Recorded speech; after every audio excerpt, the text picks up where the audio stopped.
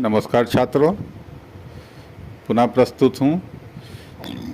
अध्याय 3 धातु एवं अधातु।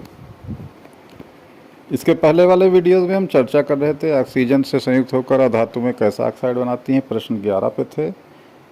आज हम प्रश्न 12 से शुरुआत करेंगे। कोई देरी नहीं करेंगे, कोई लाग लपेट नहीं, सीधा प्रश्न और उत्तर। कारण बताइए। ए क्या होता है? प्लेटिनम सोना एवं चांदी का उपयोग कर आभूषण बनाने के लिए किया जाता है। इसका कारण बताना है। बी कारण बताना है, सोडियम पोटेशियम लिथियम को तेल के अंदर संग्रहित किया जाता है। सी कारण बताना है, अल्युमिनियम अत्यंत अभिक्रियाशील धातु है, फिर भी इसका उपयोग खाना बनाने वाले बर्तन के लिए किया जाता है। डी बताना है, निष्कर्षण प्रक्रम में कार्बोनेट एवं सल्फाइड अयस्क को ऑक्साइड में परिवर्तित किया जाता है। इसका कारण बताना है। तो प्रथम कारण हम बताते हैं, प्लेटिनम सोना एवं चांदी का उपयोग आभूषण बनाने में किया जाता है। प्लेटिनम सोना और चांदी का उपयोग आभूषण बनाने के लिए इसलिए किया जाता है क्योंकि ये सभी धातुएं चमकीली होती हैं। इसके अतिरिक्त वे कम अभिक्रियाशील होती हैं और आसानी से संक्षारित भी नहीं होती हैं। सीधा सीधा उत्तर इसका यही रहेगा। दूसरा है, सोडियम पोटेशियम और लिथियम को तेल के अंदर संग्रहित क्यों रखा जाता है। सोडियम के विषय में ऊपर वाले एक प्रश्न था, उस पर चर्चा हो चुकी है। सोडियम पोटेशियम और लिथियम अत्यंत ही अभिक्रियाशील धातुएं तथा ऑक्सीजन और नमी के साथ तेजी से अभिक्रिया करते हैं। इसीलिए इन्हें केरोसिन तेल के अंदर संग्रहित किया जाता है ताकि उन्हें ऑक्सीजन और नमी के संपर्क में आने से रोका जा सके। सी प्रश्न पूछ रहा है, अल्युमिनियम अत्यंत अभिक्रियाशील धातु है, फिर भी इसका उपयोग खाना बनाने वाले बर्तन बनाने के लिए किया जाता है। यद्यपि एल्युमिनियम एक उच्च अभिक्रियाशील धातु है, फिर भी ये एक संक्षारण रोधी भी है। इसका संक्षारण नहीं होता। ऑक्सीजन के संपर्क में आने पर इस पर बनी एल्युमिनियम ऑक्साइड की पतली परत बनती है जो इसके संक्षारण होने से रोकती है। इसके साथ ही ये हल्की और ऊष्मा की सुचालक भी है, इसलिए इसका उपयोग खाना बनाने वाले बर्तन बनाने में किया जाता है। ये बहुत ही कम ऊर्जा में गर्म हो जाती है। फिर आता है, निष्कर्षण प्रक्रम में कार्बोनेट और सल्फाइड अयस्क को ऑक्साइड में परिवर्तित किया जाता है। इसका कारण बताना। इसका कारण ये है क्योंकि कार्बोनेट और सल्फाइड की तुलना में धातु को उसके ऑक्साइड से प्राप्त करना अत्यंत आसान होता है, इसलिए ऐसा होता है। प्रश्न 13वें पे आते हैं। आपने तांबे के मलिन बर्तन को नींबू या इमली के रस से साफ करते हुए अवश्य देखा होगा। ये खट्टे पदार्थ बर्तन को साफ करने में प्रभावी क्यों हैं? उत्तर इसका सीधा सा है, वायु में उपस्थित CO2 O2 और नमी से अभिक्रिया के कारण तांबे की सतह पर एक हरे रंग की परत बन जाती है तथा तांबा अपनी चमक खो देता है।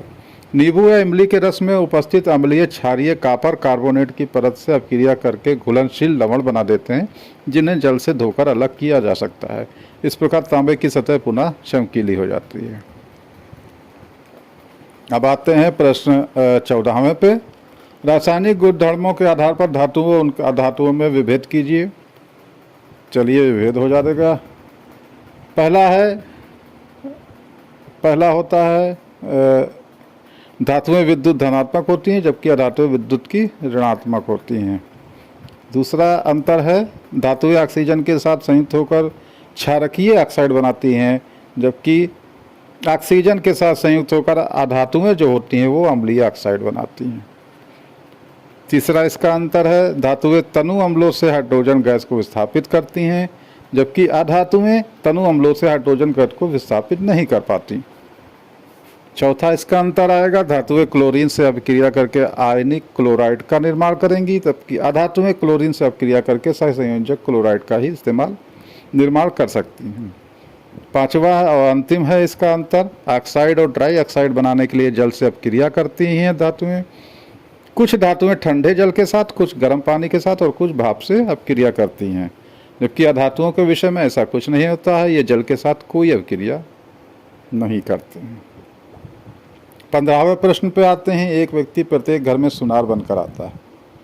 उसने पुराने और मलिन सोने के आभूषणों में पहले जैसी चमक पैदा करने का ढोंग रचाया। ये लगभग सभी के यहाँ हो चुका है। गांव देहातों में भी ऐसा होता है, शहरों में भी काफ़ी लोग आते हैं ठग टाइप के। कोई संदेह किए बिना ही एक महिला अपने सोने के कंगन उसे दे देती है, जिसे वह विशेष विलयन में डाल देता है। कंगन नए की तरह चमकने लगते हैं, लेकिन उसका वजन अत्यंत कम हो जाता है। वह महिला बहुत दुखी होती है और तर्क वितर्क के पश्चात उस व्यक्ति को झुकना पड़ता है, एक जासूस की तरह। क्या आप उस विलयन की प्रकृति बताएंगे? वह व्यक्ति एक्वारेजिया का प्रयोग करता है, जो 3 भाग सांद्रेशियल तथा 1 भाग सांद्रेशियल का मिश्रण है। इस सोने और प्लेटिनम जैसी धातुओं को भी घोलने की क्षमता रखता है। इसी विलयन में डुबोने से सोने के कंगनों का वजन कम हो जाता है। कौन सा है? एक्वारेजिया, जिसमें 3 भाग क्या रहेगा? सांद्रेशियल, और 1 भाग क्या रहेगा? HNO3। घर पे न करने लगना भैया।